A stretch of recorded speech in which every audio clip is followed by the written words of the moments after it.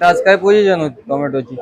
टमाट्याची position भाऊ आज VIP माल 300 रुपये पर्यंत गेलेले, 310 300 रुपये मुंबई क्वालिटी. हा, आणि शाहू माल? सौ माल 160 70 80 रुपये आणि एकदम VIP असलं तर 200 रुपये पर्यंत. गोल्डी गाल्डी?